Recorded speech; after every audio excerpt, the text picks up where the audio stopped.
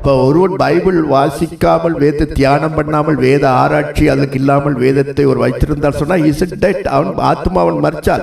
Als iemand niet het woord zou bestuderen en dus de lucht die hierin zit niet zou inademen, is het iemand die dood is. கர்த்தருடைய வேதத்துல ஒருவனுக்கு interest இல்லாம அதை வாசிச்சு அதை சுவாசிச்சு அபியாசம் பண்ணி அதன்படி நடந்து அதை தேடாமல் ஒருவன் அதை ஒரு அந்நியமா நினைத்தார் என்று சொன்னா அடுத்த சர்ச்சுக்கு வந்தாலும் he is a dead person. Ook al zou diegene naar de kerk komen maar zou die toch het woord links laten liggen en niet als iets bijzonders zien, als iets vreemds zelfs, dan blijft hij van binnen nog steeds dood. அப்ப உயிர் உள்ளவன் எப்படி கண்டுகொள்ளலாம்? Hoe kun je iemand herkennen die tot leven is gewekt? அவன் சுவாசிக்கிறான். Want hij kan ademen. அவன் வேதத்தை வாசிக்கிறான். Hij leest het woord. தியானம் பண்றான். Hij bestudeert het. அதிசயங்களை காண்கிறான். Hij ziet de wonderen ervan in. தேவனோடு பேசுறான். Kan met de Heere spreken. He is living ஆத்மா, அவன் வாழ்கிறது அவனுடைய. Hij leeft qua ziel. அதனால நீங்க பைபிள் வைத்திருந்தால் மட்டும் போதாது வீட்டிலே. Dus het is niet voldoende als je slechts een Bijbel in huis hebt. அதை நீங்க சர்ச்சுக்கு மட்டும் கொண்டு வந்தால் காணாது. Alleen om naar de kerk te brengen is ook niet voldoende. நீங்கள் ஒவ்வொரு நாளும் அதனுடைய பகுதியிலே ஒழுங்காக வாசித்து அதை தியானம் பண்ணி அதனுடைய அதிசயங்களையும் தேவன் வைத்திருக்கிற மகத்துவங்களையும் அறிய வேண்டும். Je moet al die glorieuze dingen en die wonderen in het woord kunnen inzien. Dus probeer iedere dag steeds een stuk te bestuderen. அப்பொழுதுதான் மனுஷன் அப்பத்தினால மட்டுமல்ல தேவனுடைய வாயிலிருந்து புறப்படுகிற ஒவ்வொரு வார்த்தையினாலும் பிழைப்பான்றபடி அந்த வார்த்தையில் உங்களை பிழைப்பூட்டி உங்களை வழி நடத்தும். Zo zal het woord jou doen overleven en jou het leven verder doen leiden. Net zoals het vers zegt van dat de mens niet alleen door brood overleeft, maar door ieder woord dat door God verkondigd wordt. அப்ப நீங்க வார்த்தைகளை கற்றுக்கொள்ள உங்களுடைய வார்த்தையெல்லாம் வாசிச்சு உங்களுடைய இருதயத்திலே அப்படியே பதிவாகும். Naarmate je steeds meer woorden opneemt, dan wordt het op je hart geschreven. அப்ப இருக்கும் பொழுது உங்களுக்கு ஒரு சோதனை வரும் பொழுது அல்லது ஒரு வேறொரு சூழ்நிலைகள் மாறும் பொழுது En wanneer het erop aankomt, wanneer een situatie verandert, அந்த நேரத்துல உங்களுக்கு என்ன செய்வதென்று தெரியாத நேரத்துல ஆவியானவர் அந்த வசனத்தை அப்படியே முன்னுக்கு வரும் உங்களுக்கு வசனம். Wanneer jij niet meer weet wat je moet doen in het leven, zal de Heilige Geest jou als het ware een zwaard uit je doen komen. நீங்க உங்களுக்கு ஒரு பிரச்சனை ஒன்று வரப்போகிறது அல்லது நீங்க ஒரு சூழ்நிலை ஒன்று வரப்போகிறது, ஒரு கடினமான சூழ்நிலை எதிர்நோக்க போகின்ற உடனே ஏற்கனவே அந்த வாள் உங்களுக்கு முன்னுக்கு வரும், வசனம் வரும். Wanneer een probleem jou tegemoet komt en jij niet weet wat je moet doen, zal er een zwaard uit jou komen en dat is het woord dat in jou verscholen zit. எனக்கு இந்த விஷயத்துல நிறைய அனுபவங்கள் இருக்கு. Ik heb daar heel veel ervaring mee. ஏற்கனவே வசனம் அப்படியே வரும் அப்படியே.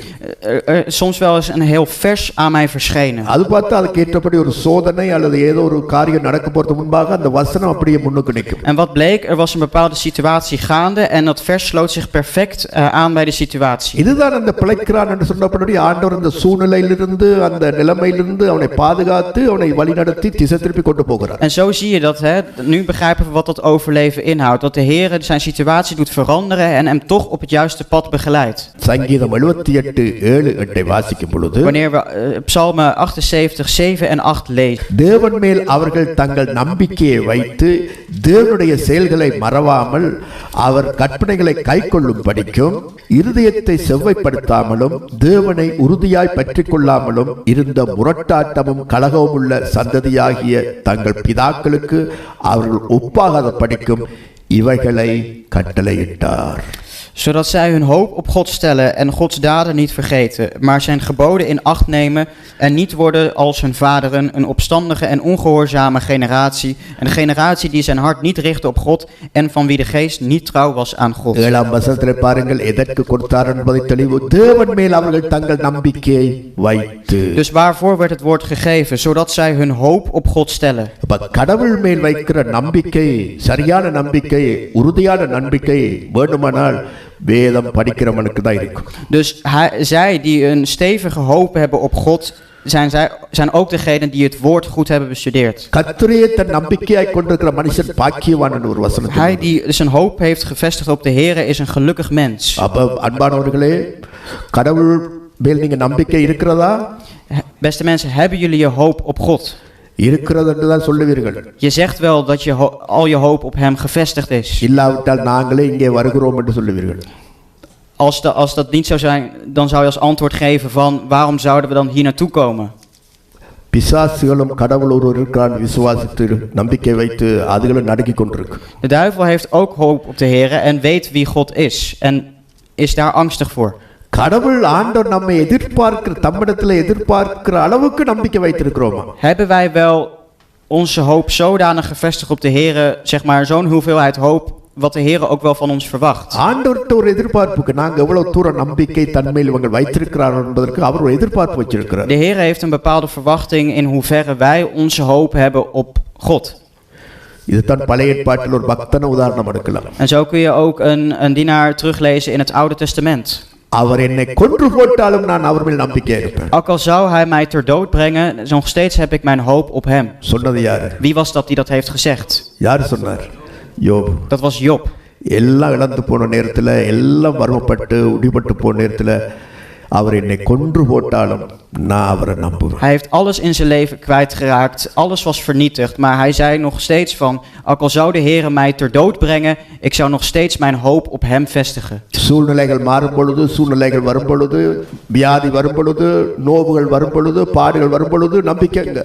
Wanneer situaties veranderen, wanneer er leed ontstaan, wanneer er pijn is, hoe is het dan met ons vertrouwen of met onze hoop? 22ஆம் அதிகாரம் நீதிமொழிகள் 19ஆம் வசனத்திலே சொல்லப்படுகிறது பாருங்கள், உன் நம்பிக்கை கர்த்தர் மேல் இருக்கும்படி இன்றைய தினம் அவைகளை உனக்கு தெரியப்படுத்துகிறேன். Dus opdat uw vertrouwen op de Heere zal zijn, maak ik het heden aan u bekend. இவ்வளவு காலம் உனக்கு தெரியாவிட்டால் இன்றைக்கு உனக்கு தெரியட்டும். Dus mocht je het al die tijd nog niet weten, maak ik het nu nog bekend. உன்னுடைய நம்பிக்கை கர்த்தர் மேல் எப்பொழுதும் இருக்கட்டும். Dus laat dat vertrouwen voor altijd op de Heere zijn.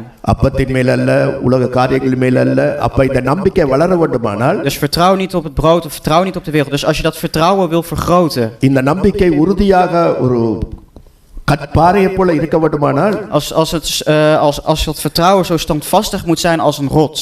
நீ கர்த்தருடைய மகத்துவங்களையும் அவருடைய அதிசயங்களையும் ஆகிய இந்த வேதத்தை நீ வாசிக்க வேண்டும், படிக்க வேண்டும், ஆராய வேண்டும். Moet je het woord van God goed bestuderen om al die wonderbaarlijke en glorieuze dingen terug te vinden. அதற்காகத்தான் அவர் வேதம் உனக்கு எழுதி கொடுத்தார், எனக்கு எழுதி கொடுத்தார், மக்களுக்கு எழுதி கொடுத்தார். Dat is waarom hij het woord heeft geschreven voor jou en mij. நீ அதை போய் மூலையில வச்சு போட்டு ஞாயிற்றுக்கிழமை வரும் பொழுது அங்கெல்லாம் தேடி ஓடி எல்லாம் போய் சண்டை பிடிச்சு எடுத்து கொண்டு வர்றதுக்காக இல்ல. Het is niet om hem in een hoek neer te leggen en alleen zondag op te zoeken en dan hier mee te nemen. அல்லது அந்த பழைய பில்லுகள், வட்டி கொடுத்த காசுகள், அந்த சீட்டு காசு கொடுத்து ஒளிச்சு வைக்கிற இடம் இல்லை. En het is ook geen plek waarin je oude bonnetjes of schulden daarin gaat verschuilen.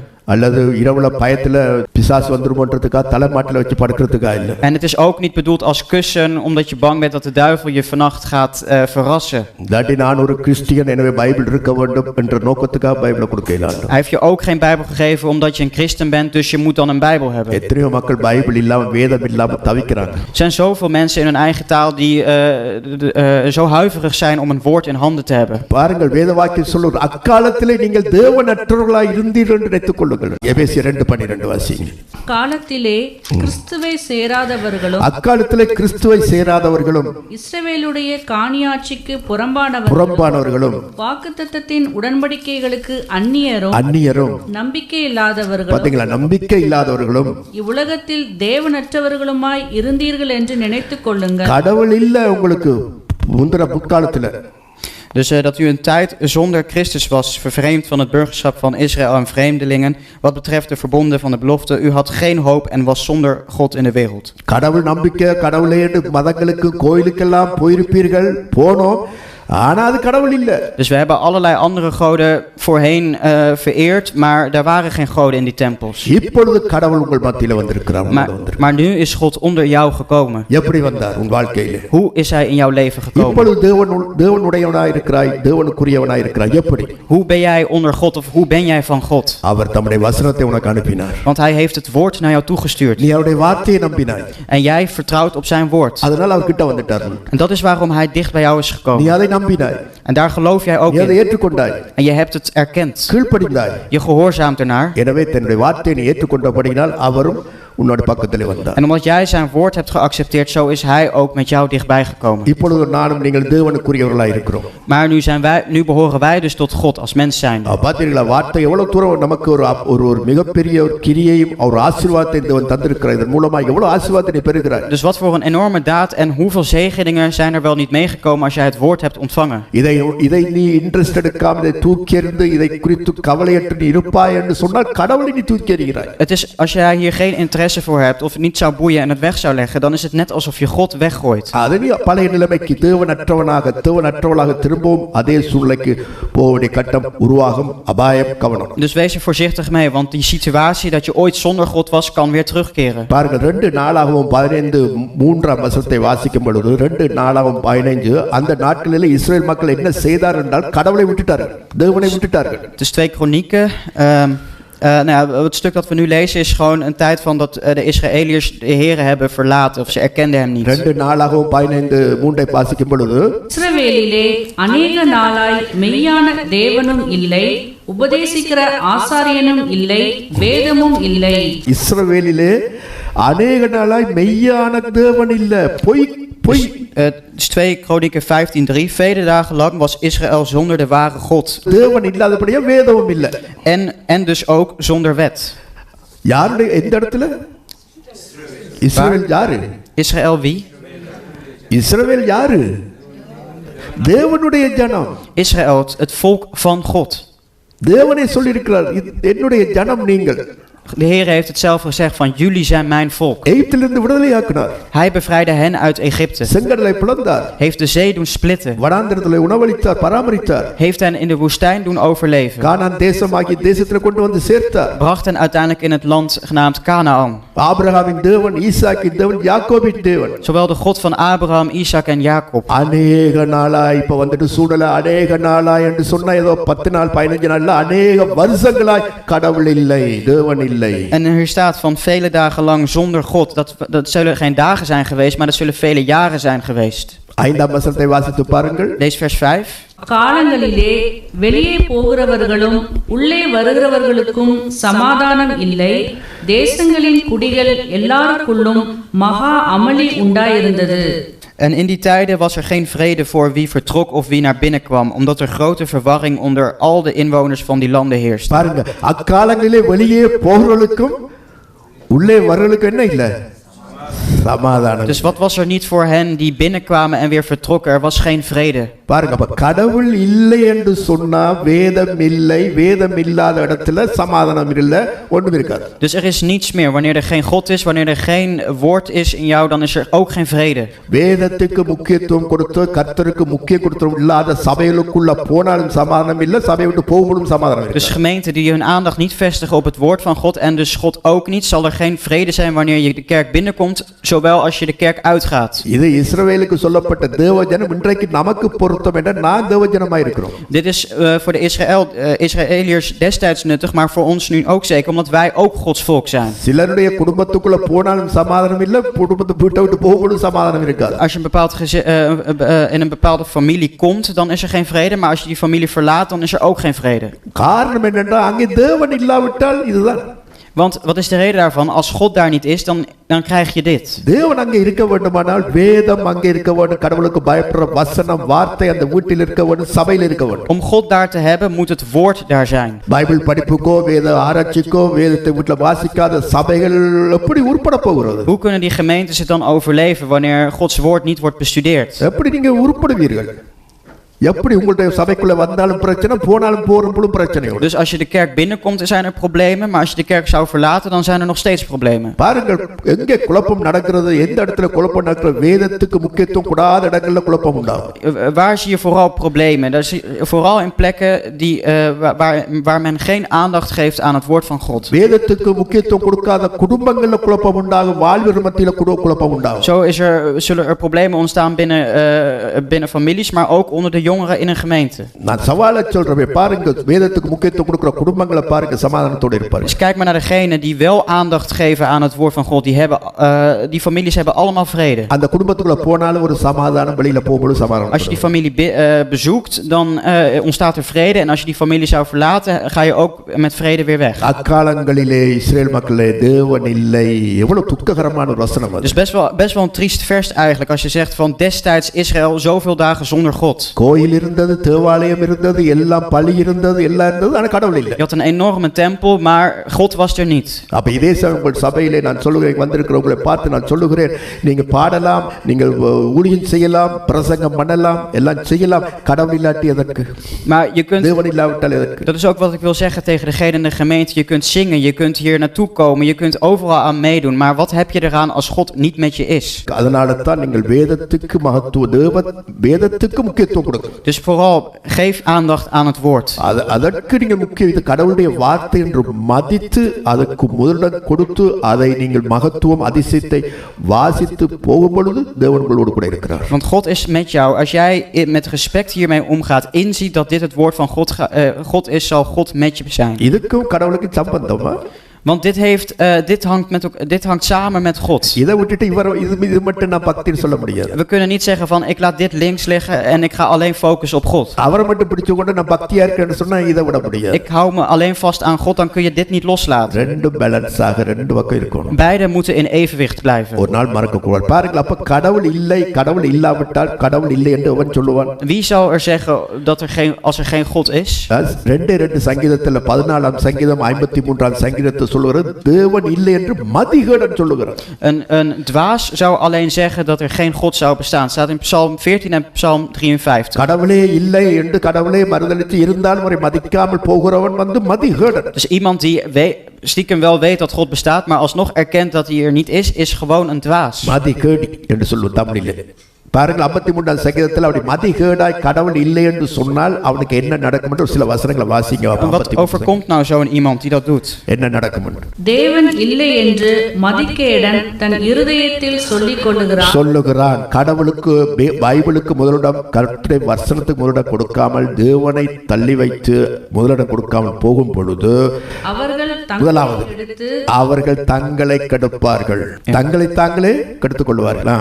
அருவருப்பான அக்கிரமங்களை செய்து வருகிறார்கள். அருவருப்பான அக்கிரமங்களை செய்வார்கள். நன்மை செய்கிறவன் ஒருவனும் இல்லை. நன்மை செய்ய முடியாது, ஒருவனும் இல்லை. Een dwaas zegt in zijn hart, er is geen God. Zij handelen verderfelijk, zij bedrijven gruwelijk onrecht. Er is niemand die goed doet. அப்ப கடவுளை நீ விடுவாய் என்று சொன்னா வேதத்தை விடுகிறாய். Dus als jij God zou laten vallen, dan laat je het woord ook vallen. கடவுள் வேணும், அவருடைய நம்பிக்கை வைத்து வளர வேண்டுமானால் வேதம் கொடுத்திருக்கிறார். வாசித்து வளரப்பார், நம்பிக்கை அதிகமாய் கூட்டிக்கொள், அதிகமான நம்பிக்கையிலே வளரும்படியாக வேதம் கொடுத்திருக்கிறார். Om te groeien in de Here en om je hoop te doen versterken op God, lees daarom ook in de Bijbel. இல்லாவிட்டால் அவர்கள் தங்களை கெடுத்து. Want zo niet maken zij zichzelf alleen verderfelijk. எத்தனையோ வாலிப பிள்ளைகள், கிறிஸ்தவ பிள்ளைகள் இருக்கிறார்கள், தங்களை தாங்களே கெடுத்துக் கொண்டிருக்கிறார்கள். Je ziet zoveel jongeren nu tegenwoordig die hun eigen leven naar de knoppen helpen. சொல்ல முடியாத பாவங்கள், களவுகள், பொய்கள், வஞ்சனைகள், உண்மையில்லாத்தன்மைகள் சிக்கப்பட்டிருக்கிறார்கள்.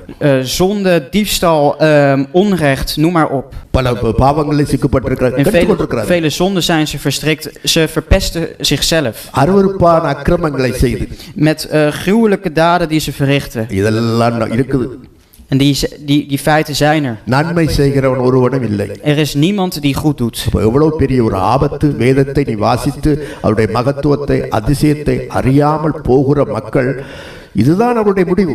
Er is toch best wel een gevaar voor als je het woord zou ontwijken. Van wat is het einde voor hen die het woord dus niet bestuderen? கடவுள் ஒருவர் இருக்கிறார் என்று நீ விசுவாசிப்பாயானால், நம்பிக்கை வைப்பாயானால், Als jij gelooft in God en je hoop op hem hebt gevestigd, அப்படி என்றால் அவருடைய வார்த்தையிலும் உனக்கு நம்பிக்கை வர வேண்டும். moet er toch ook vertrouwen komen in het woord van hem. அவன் நம்பிக்கை இருக்கென்று சொல்றது மாத்திரமல்ல, அதை வாசித்து மகத்துவத்தை அறிய வேண்டும்.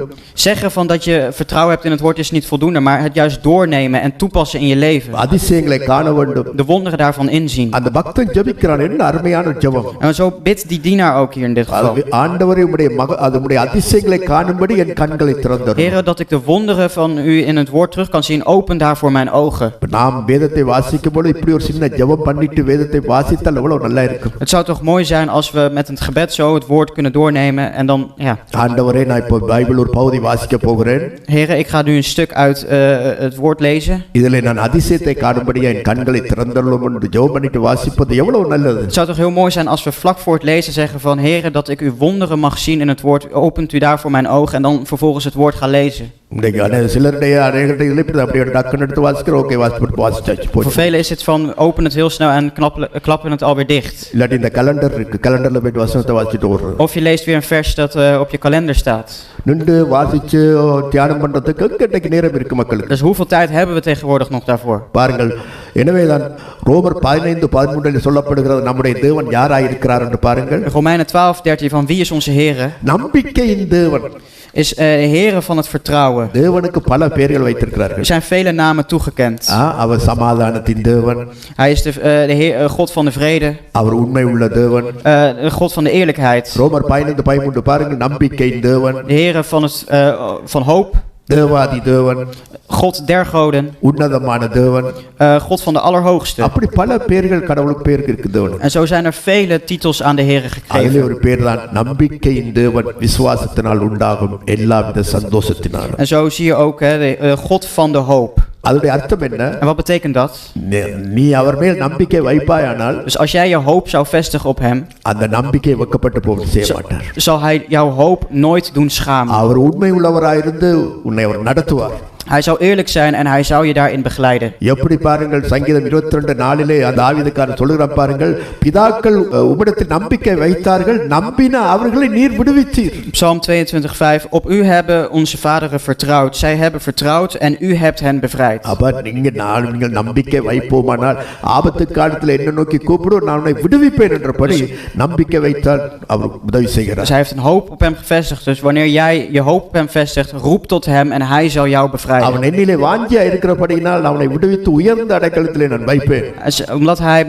Omdat hij heel erg gehecht aan mij is, zal ik hem in een veilige schuilplaats brengen. சங்கீதம் 27:3 நான் உண்மையை நான் நம்பி இருக்கிறபடியினால் எனக்கு விரோதமாய் ஒரு பாளையம் இறங்கினாலும் நான் அஞ்சினேன், நான் பயப்படேன். Al belegerde mij een leger, mijn hart zou niet vrezen. Al brak er een oorlog tegen mij uit, toch vertrouw ik hierop. இதிலே நான் நம்பிக்கையா இருப்பேன். Dus voortdurend zal ik mijn vertrouwen hebben. இதெல்லாம் இந்த நம்பிக்கை எப்படி வரும்? En hoe krijg je dat vertrouwen? இப்படி கடவுள் மேல் நம்பிக்கை எப்படி வரும்? Hoe krijg je dat vertrouwen op de Heere? சும்மா சாப்பிட்டு படுத்தெழும்பி நித்திர கொண்டா வருமா? Is het slechts eten, weer slapen en je leven leiden? அப்பத்துக்கு மாத்திரம் மட்டும் வேலை செய்தா, அப்பத்துக்காக மட்டும் உழைச்சா வருமா? Krijg je dat door alleen te werken voor je brood? இப்படிப்பட்ட ஒரு நம்பிக்கை, எனக்கு விரோதமாக ஒரு பாளையம் இறங்கினாலும் என் இருதயம் பயப்படாது. Zeg maar dat als een leger mij zou gaan aanvallen, zou mijn hart niet eens bang zijn. என் மேல் ஒரு யுத்தம் எழும்பினாலும் இதிலே நான் நம்பிக்கையா இருப்பேன். Ook al breekt er een oorlog tegen mij uit, mijn vertrouwen schaadt niet. எனக்கு விரோதமாக கொரோனா வந்தாலும் நான் பயப்பட மாட்டேன். Ook al zou corona mij benaderen, ik zal er alsnog niet bang voor zijn. அரசாங்கம் பயப்படும், வேதம் இல்லை, பைபிள்ல பயப்படுவார்கள். De overheid is er bang voor, maar volgens het woord hoef je dat niet te zijn. உனக்கு தான் தேவன் இருக்கிறார். பைபிள் வாசித்த நம்பிக்கை பெருகும் பொழுது நீ ஏன் பயப்படணும்? Want de Heere is er voor jou. Het woord is er om jouw vertrouwen te doen versterken op de Heere. பத்திரிகையாளர் அன்பானவர்களே, அப்ப இந்த நம்பிக்கை வளர வேண்டுமானால் ஒரே வழி. Dus om die hoop te doen versterken, te vergroten, is er maar één weg. அவருடைய மகத்துவத்தை, தேவன் எவ்வளவு பெரியவர், மகத்துவத்தை நீ அறிய வேண்டும். Om zijn glorie, hoe groot de Heere is, moet jij weten. அவர் எவ்வளவு அதிசயமானவர், அதிசயங்களை செய்கிறவர், அதிசயம் என்பதை அறிய வேண்டும். Hoe wonderbaarlijk hij is, wat voor wonderen verricht hij wel niet. அதுக்கு ஒரே வழி. Er is maar één manier. வேதத்தை நீ தியானம் பண்ணுவதுதான். Neem het woord van God door. இதுக்கு உன்னை அர்ப்பணித்து இரவும் பகலும் நீ இதை நேசித்து வாசித்து நீ அதன்படி உன்னுடைய ஆத்மா ஒப்பு கொடுத்து நீ வளரும் பொழுது உன் நம்பிக்கை பெருகும். Zo zal jouw hoop worden versterkt wanneer jij dag en nacht zijn woord op je neemt. சங்கீதம் 62:8 வாசித்து பாருங்கள். En Psalm 62 vers 8. ஜனங்களே எக்காலத்திலும் அவரை நம்புங்கள். ஜனங்களே எக்காலத்திலும் அவரை நம்புங்கள். அவர் சமூகத்தில் உங்கள் இருதயத்தை ஊற்றிவிடுங்கள். தேவன் நமக்கு அடைக்கலமாய் இருக்கிறார். Vertrouw op hem te alle tijden, volk. Stort uw hart uit voor zijn aangezicht. God is voor ons een toevlucht. ஜனங்களே எக்காலத்திலும், ஆக இந்த கொரோனா, இந்த வியாதி, அந்த இது வந்து மட்டும் நீ நம்புறதல்ல, நீ எக்காலத்திலும் கர்த்தரை நம்பு. Dus te alle tijden vertrouw op hem. அதைத்தான் பவுல் சொல்லுகிறார், நான் வாழ்ந்திருக்கவும் தெரியும், தாழ்ந்திருக்கவும் தெரியும், மரணமோ ஜீவனோ எல்லாவற்றையும் நான் கர்த்தரை நம்பி இருக்கிறார் சொல்லி கிறிஸ்தனுக்கு ஜீவன் என்றார். Zo zegt hij, Christus is zijn leven. Van, ik weet hoe het is om op te staan, ik weet hoe het is om te vallen, ik weet hoe het is om te leven en te sterven, maar mijn vertrouwen is volledig op de Heere. அதைத்தான் 78ஆம் சங்கீதத்தில் வாசித்திருக்கிறீர்கள், எதற்காக கர்த்தர் வேதத்தை கொடுத்தாரோ. En dus waarvoor heeft de Heere dus het woord gegeven in Psalm 27? தம்மேல் நம்பிக்கையா இருக்க முடியும். Om zijn hoop op hem te doen vestigen. இதை நீ தூக்கி போட்டா, இதுக்கு முதலிடம் கொடுக்காம இதை ஒரு அந்நியமா நினைத்தால் நான் என்ன சொல்றேன்ட்டு எனக்கு தெரியாது. Ik weet niet wat voor woorden ik moet gebruiken, maar als je dat niet zou doen door hem niet op de eerste plaats te zetten, door hem links te leggen, ஒன்றில் நீ ஆவிக்குரிய வாழ்க்கையில் செத்தவனாய் இருக்க வேண்டும், dan moet je dan dood zijn qua geest. அல்லது நீ பலவீனனாய் இருக்க வேண்டும், நோய்வாய்ப்பட்டவனாய் படுக்கையில் இருக்க Je வேண்டும். bent zwak, je bent voortdurend ziek, lig je in bed. அதாவது நான் இந்த சரீர வியாதியை சொல்லல, ஆத்துமா. Dus ஆத்துமாவுல பலன். alles op geestelijk gebied, dus geestelijk ben je heel erg zwak. அதனால் உனக்கு போராட்டங்கள், பிசாசின் சோதனைகள், மாம்ச போராட்டங்கள் உனக்கு ஜெயிக்க முடியாதபடிக்கு தொப்புன்னு விழுந்தெழும்புற வாழ்க்கையா இருக்கும். Je zult dan een leven hebben waarin je alleen maar zult vallen en wanneer er tegenstand is, zul je dat niet kunnen weerhouden. அப்ப கடவுள் உன்னை விட்டு அதாவது தூரமா போய் விடுகிறார். Zo zorg je er eigenlijk voor dat de Heer van jou, weg van je weg is. தூரமாய் போறன்னு சொன்னா அதனுடைய அர்த்தம் அவருடைய பிரசன்னம், அவருடைய ஆளுகை உங்க வீட்டிலும் உங்க குடும்பத்திலும் இல்லாமல் Als போகிறது. hij ver weg is van jou, betekent dat zijn aanwezigheid niet meer bij jou is en ook niet bij jouw gezin. அக்காலத்திலே இஸ்ரவேலிலே தேவன் இல்லை என்று சொல்லப்பட்டது போல, Net zoals er een tijd was voor de Israëliërs dat God niet voor hen was, தேவன் கையை கட்டிடுவார், சரி மூத்த மறைச்சு விடுவார், நீ செய்யறது செய்ய. zal de Heer zichzelf bedekken en zegt hij van doe wat je zelf wilt. அப்ப போராக்களுக்கு சமாதானம் இல்லை, வாரவர்களுக்கு சமாதானம் இல்லை. Voor degenen die komen en gaan is er geen vrede. இப்படிப்பட்ட சபையில நீ சேர்ந்து கொள்வாய்ன்னு சொன்னா அங்கேயும் அந்த சமாதானத்தை குலைச்சி இப்படி வீடுகளை மற்றவர்களை குழப்பிக் கொண்டிருக்கிற வாழ்க்கை உண்டாக ஆரம்பிக்கும். Dus dan zal jij ook in staat zijn om naar gemeentes te gaan, om daar vredes eigenlijk te verstoren en naar gezinnen te gaan, komen en gaan met zonder vrede. ஒரு பாவி அநேக நன்மைகளை கெடுப்பான். Een zondaar kan vele goede dingen wegnemen. அதனால மனம் திரும்பி வேதத்துக்கு இன்றைக்கே முதலிடம் கொடு. Dus kom tot inkeer en geef het woord nu nog de eerste plaats. பாவங்களை அறிக்கை செய். Dus probeer je zonde op te biechten. அந்நிய காரியமாய் நினைத்திருந்த நாட்கள் நினைத்து பார்த்து தேவனிடத்தில் மன்றாடு. En dank de Heer voor wanneer jij nog aan hem vervreemd was.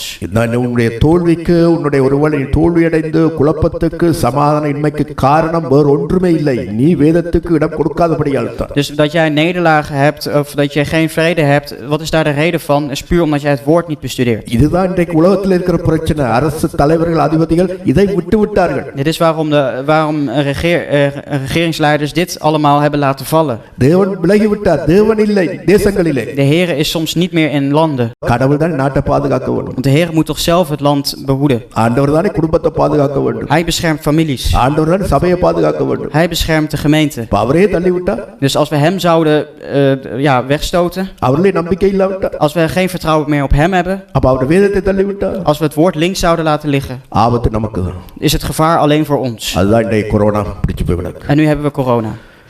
எல்லா தேச மக்களுக்கும் யோசிங்க. Dus mensen van al die inwoners, denk erover na. இதைத்தான் சாமுவேலுக்கு சொன்னார். அது உண்ட வார்த்தையில் அது உன்னை தள்ளவில்லை சாமுவேல், என்னை தள்ளி விட்டார்கள். Tegen Samuel zeiden van, zij hebben jou niet weggestoten, ze hebben mij afgewezen. இஸ்ரவேல் மக்கள் உண்ட வார்த்தையை தள்ளி நினைக்கிற உன்னுடைய வார்த்தை என்று, நீ சொன்னது என்னுடைய வார்த்தை, உன்னை அல்ல என்னத்தான். Ze hebben het woord dat jij denkt dat het jouw woord is, maar ze hebben jouw woord niet afgewezen, ze hebben mij afgewezen. நீதிமொழிகள் 28:1 நான் நிறைவு செய்கிறேன். En met Spreuken 21 beëindigen we. 28:1. ஒருவனும் தொடராதிருந்தும் துன்மார்க்கர் ஓடி போகிறார்கள், நீதிமான்களோ சிங்கத்தை போலே தைரியமாய் இருக்கிறார்கள். ஒருவனும் தொடராதிருந்தும் துன்மார்க்கர் ஓடி போவார்கள், வேதம் இல்லாதவர்கள், கடவுள் இல்லாதவர்கள் ஓடி போவார்கள், நீதிமான்களோ நீங்களோ சிங்கத்தை போல தைரியமாய் இருப்பீர்கள். Tot u roep ik, Heere mijn rots, houdt u niet doof voor mij, want houdt u zich stil voor mij, dan ben ik aan hen gelijk die in een kuil neerdalen. யார் அந்த நீதிமான்கள்? En wie zijn die rechtvaardigen? கடவுள் யாரோடு இருக்கிறாரோ, வேதத்தை நேசிக்கிற அந்த பிள்ளைகள் நீதிமான்களாகிய அந்த மக்களோடு கூட கடவுள் இருக்கிறபடியினால் அவர்கள் சிங்கத்தை போல இருக்கிறார். Zij die het woord liefhebben en dus ook met God zijn, met hen is God en zullen zij net zoals leeuwen zijn in het leven. Bible கொடுத்தது ஏன்? Waarom is het woord gegeven? இதற்காகத்தான். Hiervoor. இதை தூக்கி எறிந்தா யாருக்கு நஷ்டம்? Dus als we dit zouden weggooien, voor wie wordt het dan ten nadele? இதை ஆழமாய் படித்து தியானிக்காமல் போனா யாருக்கு நஷ்டம்? Voor wie wordt het ten nadele door dit niet meer te gaan bestuderen? எனக்கு நஷ்டமா? Wordt het mij ten nadele? எனக்கு நஷ்டமா? Voor mij? சபைக்கு நஷ்டமா? Is het voor de gemeente? உங்களுக்கு தான் நஷ்டம். Het is voor jezelf. யார் தள்ளி விடுற அவர்களுக்கு நஷ்டம். Wie het zelf afwijst, maakt het zichzelf nadelig.